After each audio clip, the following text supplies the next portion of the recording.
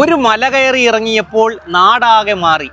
പശ്ചിമേഷ്യ അടങ്ങിയ GCC രാജ്യങ്ങൾ അതികഠിനമായ ചൂടിലൂടെ പോകുമ്പോഴും ഒമാനിലെ സലാലയിൽ ഇപ്പോൾ ഖരീഫ് സീസണാണ്. മരുഭൂമിയുടെ നടുക്കൊരു മരുപ്പച്ച. ചുട്ടുപൊള്ളുന്ന ചൂടിൽ നിന്നും ആശ്വാസവും ആനന്ദവും നൽകി ജീവിതത്തെ ഒന്ന് തണുപ്പിക്കാനാണ് ഖരീഫിലേക്ക് സഞ്ചാരികൾ എത്തുന്നത്. യാത്രക്കാരിൽ 90% GCCയിലുള്ളവരാണ്. കേരളക്കാരായ നമ്മെ സംബന്ധിച്ചിടത്തോളം നാടിനെ ഓർമ്മിപ്പിക്കുന്നതാണ് ഓരോ കാഴ്ചകളും.